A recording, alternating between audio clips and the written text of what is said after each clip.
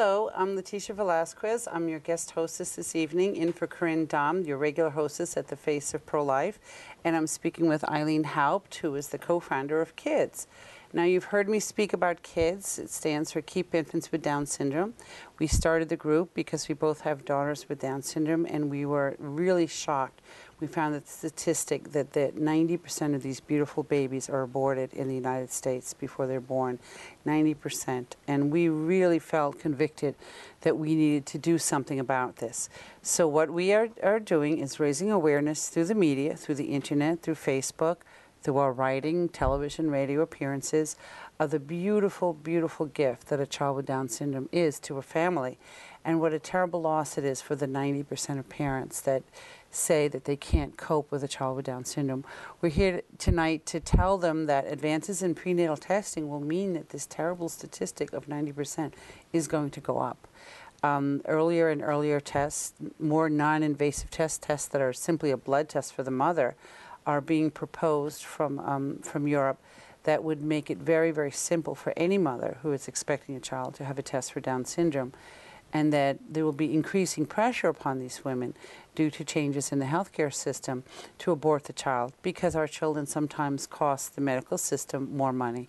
There's more effort put into education, and there's more surgery required for our children. But Eileen and I are convinced that it is worth every penny. Because what do you say, Eileen? That a test, an amnio, can tell you whether your child has Down syndrome, but... Right, an amnio can tell you a lot about your child, about, you know, whether she has Down syndrome or not. But what the amnio cannot tell you is that can't tell you about the unspeakable joy that your child will give you. That's right. That's something that can't be measured in a test. Can't be predicted, you know. So we consider our presence on the Face of Pro-Life is a very important reminder of the gift that our children are, not just to us, but to society. Mm-hmm. And we're going to talk this evening about what it is like to raise a child with Down syndrome. So if you're wondering if you have a relative or a friend that is facing pregnancy with Down syndrome, you can get them to watch this show. You can send them a link, and they can hear us talking about our little girls. My daughter is 8. Her name is Christina. Mm-hmm. And we have 2 older sisters, Gabriella, who's 17, and Isabella, who's 13. Mm-hmm. So we're a family of 3 girls, and we homeschooled for 10 years. In fact, I'm homeschooling my eldest daughter again. Mm-hmm. So Christina having Down syndrome was actually a learning opportunity for my daughters. From the very beginning, they knew she was different, and they knew that she had special needs, and they saw therapists coming in the house basically every single day. It was a little stressful sometimes to have the house clean and neat, but they definitely saw the therapist working one-on-one with her. And then they learned to do some of the techniques with her. Let's help Christina sit up. Let's help her roll over. And let's do some of the sign language that she's learning with her. They would practice and became her first teachers along with me. And interestingly, my daughter Gabriella is now interested in becoming a registered nurse. She's looking at the community college program for registered nurse because of the example of the health professionals that were working with my daughter. So Christina, in her way, taught my daughters about compassion and also about patience, because, you know, both my daughters worked very early. They worked at 10 months. You know, and they were up and running. But by the time they were 1 year old, I could hardly keep up with them. Well, for Christina, it was a longer wait. It was 2.5 years. And I remember my father-in-law, Antonio, would take her by her little hands and toddle with her across the living room over and over and over. And when she took those first steps at 2.5, it was so joyful. And all of us were there cheering for her. So my daughters learned patience. They didn't have patience when they were 10 months old. They were raring to go. But for Christina, they learned to take a step back and realize that it is a gift to be able to walk. And that did something to their character that I'm very grateful for. Yeah. So we had 10 years where we were all in the home together. And it really, I believe, cemented their relationship between one another. And it wasn't that there were no conflicts. Certainly there were. But they learned to understand that Christina's needs for communications were a bit different. And they had to be patient, and they had to perhaps put up with a few temper tantrums now and again. And it made them more focused on others' needs and less focused on their own, and more able to, say, sacrifice the television set when they were feeling like, oh, I want my TV, or just sacrifice their time because mom was spread a little thinner, you know. And far from this being a bad thing, it made my daughters people that are admired for their patience. a couple of years ago, we had a psychological evaluation of Christina in the school. And the psychologist, I brought in my daughters because sometimes they'll know something about her that I haven't caught on to yet. And the psychologist was marveling at the relationship between them. And I said, well, it's different at home. You know, they're showing you their good side. But even so, there was a way that they were tuned into one another that they wouldn't have been perhaps if they were all in school, and also if Christina didn't have special needs. Right. So homeschooling was a gift to our family. But now my Christina is in a special needs inclusion program in an elementary school in Eastern Connecticut, and she's doing beautifully. She has a one-on-one aide who's very dedicated, and she gets all her therapies in the school, and she's well liked and respected in the community, and it's working great for now. Right. Who knows? Maybe at some point I may decide Catholic school or private school, but or homeschool is best for her. Right. But at this moment, this is working beautifully for her. But you have chosen a different option for your daughters. You homeschool both of them, right? Right. I have two daughters. Colleen is now 13 and going into the 8th grade. And then Sadie, who has Down syndrome, is 11, and she's going into 5th grade.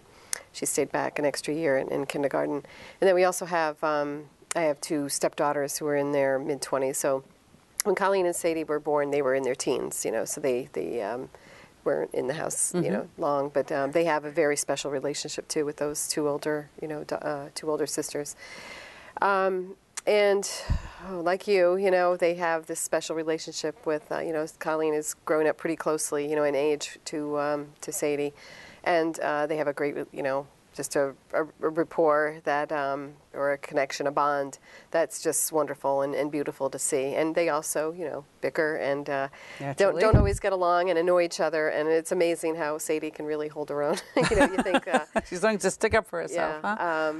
But yeah, so I've homeschooled my older daughter from 1st grade, so we've been homeschooling all along. And then with Sadie, she went to the preschool, the early intervention, the preschool, and then at the public school, and then also kindergarten, and then 1st grade and 2nd grade. And they actually did wonderfully there with her. I was really amazed at the progress she made. And what did she learn how to do? When she was just school? read. She could read. She learned how to read. And writing and doing spelling and math. She had the basics. She had them all nailed down by the time she came well, home. yeah, just but yes, she was able to read, and they got her there. So she actually had a good base when I decided to homeschool her in 3rd grade, and now we just finished our 4th grade year. So I've been just very amazed at how well she's done as far as like my expectations. I didn't know what the expectations were. I just really didn't know. I mean, I've heard that children with Down syndrome can learn to read and do math and all that, but you really don't know what level your child is going to well, there is do. a 60-point IQ difference between children with that, just like there is in typical population. Just starts a little lower. Yeah. So you can't say when a child is born with Down syndrome what their potential is. Right. That's a big mistake that a lot of people make. They don't understand how wide the difference is. Right. Just like with all children, there's a range. Absolutely. Just that. And it does depend on the environment somewhat. Right. And somewhat their nature and their abilities. Now Sadie has always been very focused. She in school, and she's not a wanderer. She doesn't get up and walk around or anything. So she's always been very focused and always very curious, and she's always very observant. She really notices things, and when the way they're supposed to be and when they're not, and from a very early age, she was always very observant, and she would, in her own way, point out something. She just, even if it was just, "Mommy, look," and she'd point to something that was not, just not right, not supposed to, not the way it was supposed to be. So, but anyway, when so she's reading. I would say she's reading out of maybe grade 2 or 3. I mean, the books that we're reading the old Catholic readers, and they're the 2nd grade, and she could probably read the 3rd grade as well. We just haven't gotten there yet. I'm going through, a series of them, and her comprehension is there. Now, a lot of things that we take for granted for knowing, you have to kind of explain that. I can't think of an example offhand, but something that just we're just going along and reading, and there'll be a word that maybe is confusing if you're looking at it. English maybe it certainly has plenty of those. Exactly, there's lots of that. Maybe it has 2 meanings, or one thing that's very difficult are sayings, that come along, and we learn those, but just by hearing them and figuring out what they mean. But those kinds of things are a little bit more difficult to understand. Like an idiom. Yeah. But she's doing, I used a program that had a lot of manipulative, for math, say. I used a lot of, a program that used a lot of manipulatives. Like little blocks and little cubes. Yeah, and abacus, and it was this, well, the name of the program I used, which I thought was great, was Right Start Math. And it's been wonderful for her. And it's taught her, and also uses games. So instead of learning facts and reciting facts, it uses card games. And so instead of doing war, you're doing addition war. And so she doesn't know she's learning. You're right. sort of fooling her into and she likes to win. So it's been like wonderful to teach. She basically knows all her facts up to 18, Addition, those basic subtraction. facts that you do in addition. And so you need that in order to learn further math, when you're adding in columns, But anyway, by now she can add 4-digit numbers together and do the carrying of that, Wow. that, when it goes over 10 and you have to carry that 10 to the column, the next grade, Fantastic. the next column. She can do that. Now, did you think she'd be able to do such high math when she was born? I mean, was frankly, that your perception of children with Down syndrome? No, I guess not really. As she's gone along and as I've, we've learned what she's capable of, it wasn't so surprising because we saw the gradual progression. She taught you what she was capable of Right, doing. and she surprises me all the time. With what she can do. We'll take a lesson. I'm like, well, I'll try it and see how it goes. And she always surprises me, with what she's able to learn. So it's been a real education for me. It's very dangerous to tell a child with Down syndrome what they're not capable of doing because they love making a fool of you. And I've enjoyed being made a fool of many times by my daughter. For example, I've been contemplating whether or not she was ready for First Holy Communion for a number of years because how do I know that she knows there's a God? How do I know that she knows how to communicate with Him? And there was an incident when she was a baby that she greeted Jesus in a Blessed Sacrament. Hi, Jesus, in a way that a child would only greet someone she saw. And it was just amazing to me that something I've been telling her over and over was clicking. And maybe she had a communication with Him that was above and beyond what I could achieve. That's maybe right. she actually did perceive Him with her senses. So that kind of woke me up to the fact that, they see things that we don't see sometimes, and maybe in the way that a blind person can hear better. Maybe there's something in the way they learn that they can understand spiritual concepts better.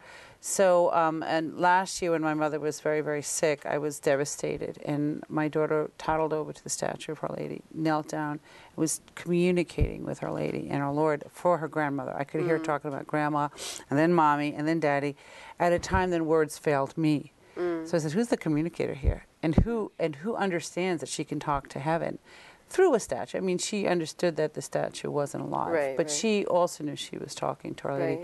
So then I knew that she was ready to receive First Communion. And for some strange reason, I was just waiting and waiting and waiting. And at that time, she was 7. And I guess I was waiting for her to behave like the other kids. The other kids know it's time to line up. The other kids go into the pew in an orderly fashion and all that. And Christina will do that if you lead her, but once in a while in church she's a little unpredictable. And I said, is it me worrying about being embarrassed, or is it me worrying about her readiness? So the other day we came back from communion and she pointed to her mouth like, hey, how come I didn't get a host? And I said, you've got a point. So my brother's coming up from Florida and my mother-in-law is with us and we have most of the family gathered. And I said, why wait? So at a weekday Mass, she's got her sister's communion dress, and we put it on her. And immediately she went like this. And she knew exactly what that dress and that veil was for. I was afraid she'd take the veil and fling it. So what? Does it really matter? What really matters is that she knows that our Lord is coming to her. But she understood what that dress meant. So at a weekday Mass, we're all going to gather, and we're going to watch her daughter receive communion for the first time. And she's going to understand something that the greatest saints and scholars have not understood and still can't get their minds around. And somehow, on some level, my daughter will understand that. And that just blows me away. I mean, that's something that other parents have observed as well. There's a film out there called Praying with Leor. Leor is a Jewish boy who has Down syndrome. And the film asserts that the son, this Jewish boy, has some sort of knowledge of the presence of God that his family can't even achieve. There's something special about it. if you look throughout history, people with Down syndrome have appeared in paintings, holy I've paintings. seen those, yeah. Mm-hmm. Yeah, there's one. There's one. There's one of Our Lady, the Assumption of Mary. I know. Oh, I haven't heard of that. Yeah, one. I forget the artist's name. I would recognize it if I heard it, but if you Google Italian artists, Assumption, and look through those, the angels, you just tell that they have Down syndrome. Which is really interesting. There's also a nativity where two of the shepherds and an angel have I've Down seen that syndrome. one too, yeah. Because in some cultures they were considered especially gifted in the spiritual realm, and I think they were right. And Andrea Mantegna was a Renaissance artist who was said to have had a son with Down syndrome. He did a portrait of Our Lady holding Jesus.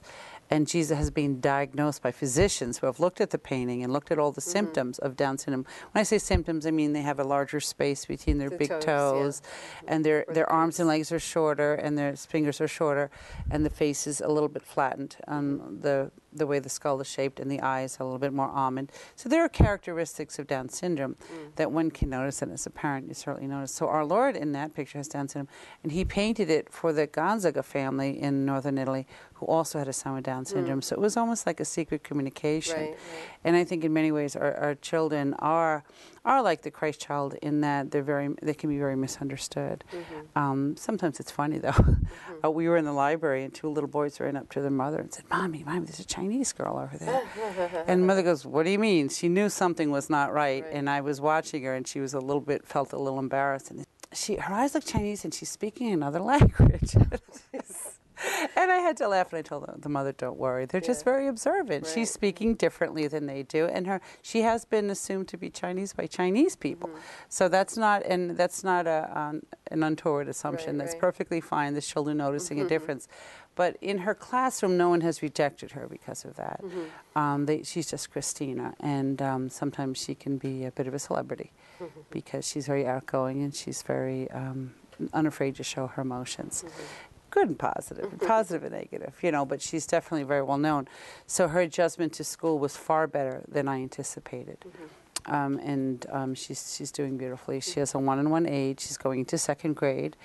And she went into school. She wasn't really potty trained. She had trouble remembering. And now she's getting almost 100% there.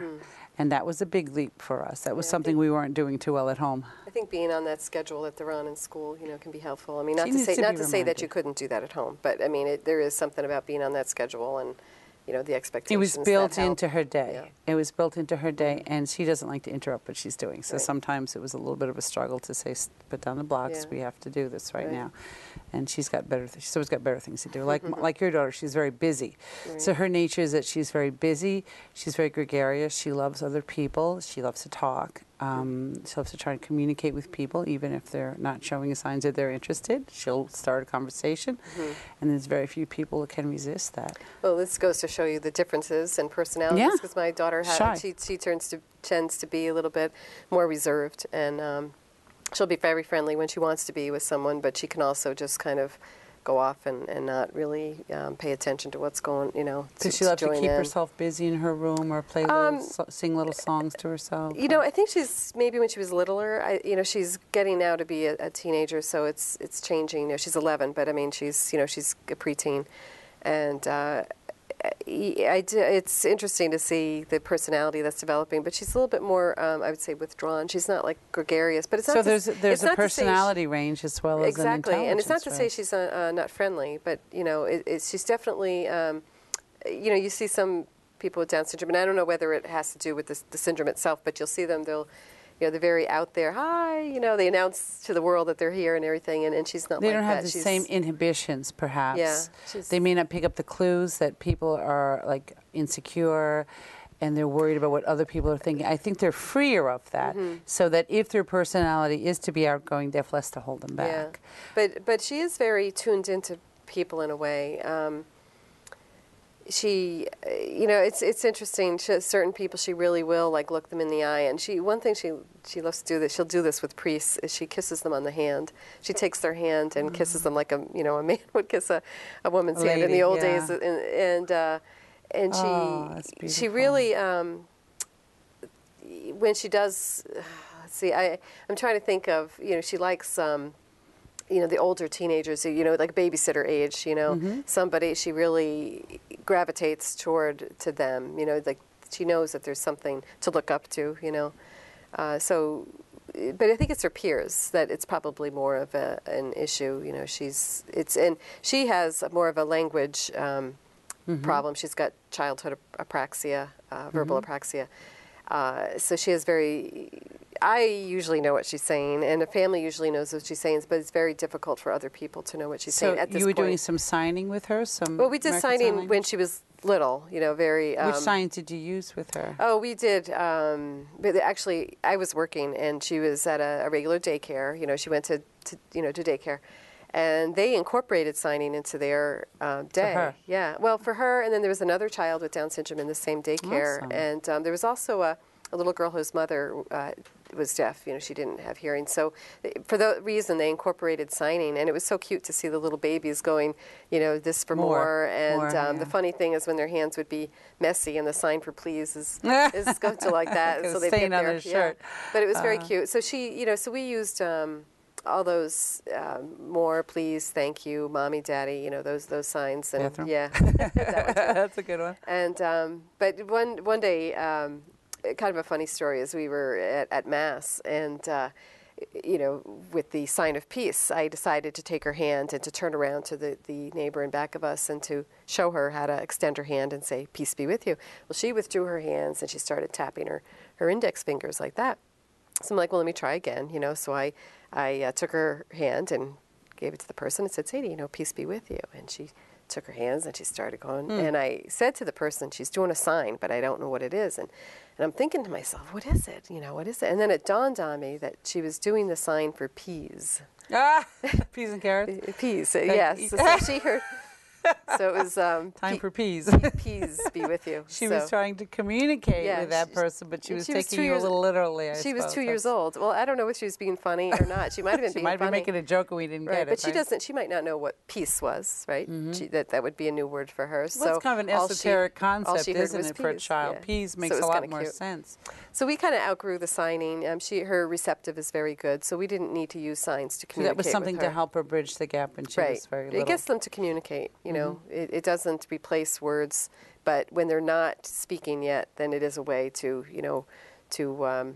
enhance that communication so they get the understanding of, talking to someone, requesting something from someone. So what a wealth of resources we have for our children now with Down syndrome, where in the 1960s, it was pretty much no choice. They were warehoused in state institutions, and they weren't given any of this wonderful stimulation that you're doing at home and we're having at public school and coming from their siblings, so that when you see adults with Down syndrome that were institutionalized, they've got a very blank stare and they don't interact. And who wouldn't be, if they were institutionalized? If they had the advantages our children would have, they would be very interactive and working and living happy, productive lives. So the image we have of people with Down syndrome may be from people we've seen, but you have to ask yourself, what kind of environment were they raised in and what kind of stimulation, and who had faith in their abilities? A story in my own family, a cousin was in his 50s. He had Down syndrome. And his mother, is a lovely Italian mother, was on top of him, putting his hat on and buttoning his shirt in his 50s. And turns out when she passed away, he was institutionalized. But now he was in a group home with very few people and a lot of one-on-one attention. And guess what? He buttoned his own shirt and put his own hat on after 50 years. Sure he could. Mom just never gave him a chance. So sometimes being with mom is a good thing, and sometimes moms need to learn to let them go a little bit. But the important thing is that the perception of children with Down syndrome needs to be updated. I think a lot of people have a very outdated view of children with Down syndrome. So I like to get people with Down syndrome in the media as much as possible. I have a friend, Gail Williamson, out in the Down Syndrome Association of Los Angeles, that's always she's getting movie and TV roles for people with Down syndrome, so that you can see the guy at the soda fountain pouring the soda has Down syndrome. It doesn't mean the movie doesn't have to be about him, but we just see them as part of our everyday life. Right. Do you remember the TV series Life Goes On? I actually never you have that to see that. It's out on was... DVD now, and it was a young man from Long Island, Chris Burke, who I've met through the National Down Syndrome Society walks, the Buddy Walks in New York City. And he was in a TV series where it was focusing on him and his sister, Patti LuPone, was the mother. This was in the 90s. And it was very good that a doctor in those days could say to a woman, "You're expecting a child with Down syndrome? Oh, I know. He'll be just like Chris Burke." And the mother immediately had a picture in her mind of Corey, that was his name, and what his life was like and his family was like. Yeah, it was a fantasy, but it was also based on the reality of life with Down syndrome, because they brought up some of the issues. For example, my daughter has some degree of separation in her vertebrae, and she can't play rough and tumble sports. So he wanted to play football one time, and he was excluded. He was too dangerous for him. Right. So this show was a great vehicle to explain the difficulties that this guy had. He had some limitations, but boy, there's no limits on his personality. When he meets you, he's going to give you that bear hug. But what a great example that was to a whole generation. And Chris Burke still makes cameo appearances from time to time. But it's great for us to get our children in front of the cameras so that people can see what we see on a daily basis, that they're learning, they're growing, and they're teaching their siblings sometimes, and their parents as much as they're teaching us. Right. You know, they're teaching us, a lot of patience, a lot of tolerance. Now, my children and I look for children with Down syndrome in the community, and we'll often overwhelm the parents. We go up to them, we've got a kid with Down syndrome, and before you know it, you're having this wonderful conversation. And then we find that there's positive attention for people with Down syndrome, because misperception has caused the 90% abortion rate. And that's something we just can't tolerate. We know better than that, you know. And we hope that our daughters are going to grow up and be self-advocates and be able to sort of make their own way through society with our help. You know, I've always told my daughters that, you know, your sister is always somebody you have to love and care for all your life, but don't smother her. You know, because our children, the sky's the limit. Who knows, maybe if some of these medical advances that are being promised by Dr. Mobley and others come through, maybe our children will have medication that will help them learn and think the way we do and communicate. But even if they don't, they have intrinsic worth. And they have been a gift to our families as they are, even if they never learn to speak another word, that in ways that I like who I am now, being Christina's mother better than 8 years ago. I've become a much better person, and I'm able to give more of myself and expect less back. And sometimes I get back more than I ever thought I would. But I give anyway. You know, I'm not looking for something, you know, because Christina will give that love when she feels like it. You know, well, my others do too. But I definitely want to invite our listeners to come back next week and to learn more about children with Down syndrome, and to share with the people in their lives that may be expecting a child in their 30s and are getting these negative reports from doctors and are getting pressured to get testing, that if you have a child with Down syndrome, that God prepares the called. He doesn't call the prepared, He prepares the called. He gives us the grace as we need it, step by step. In fact, that's the point of the book that you and I are collaborating on, A Special Mother is Born, that we are born again with our children, and we become in our way as mothers, become the face of pro-life. And thank you for being our audience this evening, and hopefully that when you have an opportunity to share the beauty of your experience of watching this show of children with Down syndrome, that yours too can be the face of pro-life.